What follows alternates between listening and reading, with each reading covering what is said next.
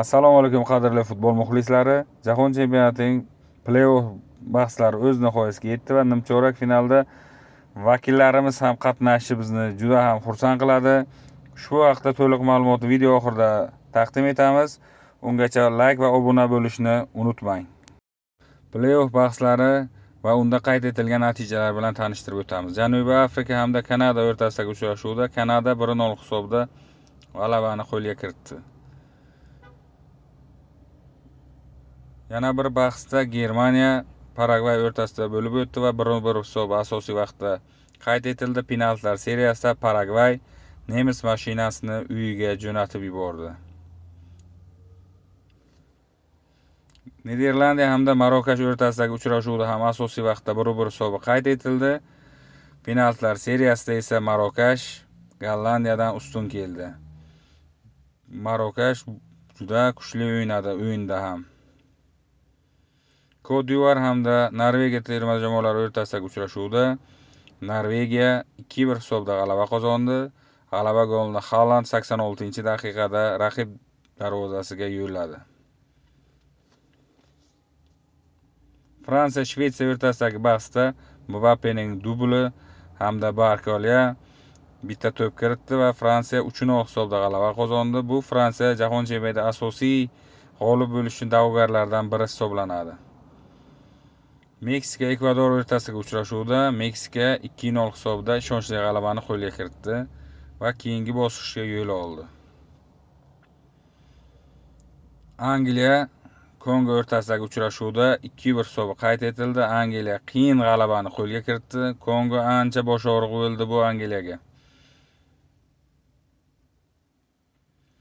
Belgiya hamda Senegal o'rtasidagi uchrashuv juda dramatik tarzda kechdi va 2-0 hisobda orqada borayotgan Belgiya o'yin oxirida g'alabani ilib ketdi 3-2.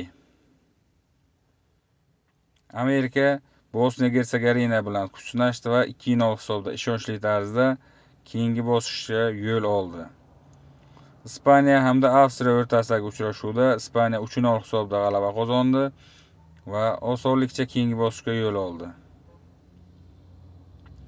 Portugaliya Xorvatiya juda dramatik tarzda kechdi. Xorvatiya 1-0 hisobni ochdi va o'yin oxirida Portugaliya g'alabani ilib ketdi. Ronaldo va Ramusning gollari Portugaliyani keyingi bosqichga olib chiqdi.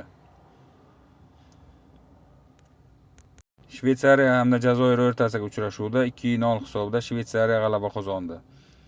Avstraliya penaltilar seriyasida Misrga imkoniyatni boy berdi. Misr keyingi bosqichda. Argentina hamda Cabo Verde o'rtasidagi uchrashuv ham juda qiziqarli tarzda o'tdi. Uchrashuvda 3-2 hisobida Argentinani qo'li baland keldi. Uchrashuv qo'shimcha vaqtlargacha o'tgani Cabo Verde yaxshi qarshilik ko'rsatganini bildiradi. Kolumbiya esa Ganani 1-0 hisobda mag'lubiyatga uchratib, keyingi bosqichga yo'l oldi. Nimchorakda quyidagi juftliklar o'zaro kuch sinashadi.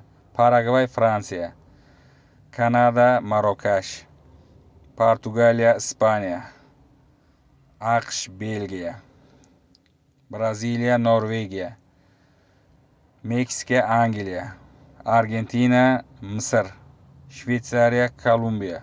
Ushbu jamoalar o'zaro kuch sinashadi. Bu uchrashuvlar orasida juda qiziqarli uchrashuvlar, juda ko'p final oldi final. Portugaliya Ispaniya, Braziliya Norvegiya, Meksika Angliya uchrashuvlari juda qiziqarli o'tishi taxmin qilinmoqda. Ushbu uchrashuvlarni biz bilan kuzatib boring.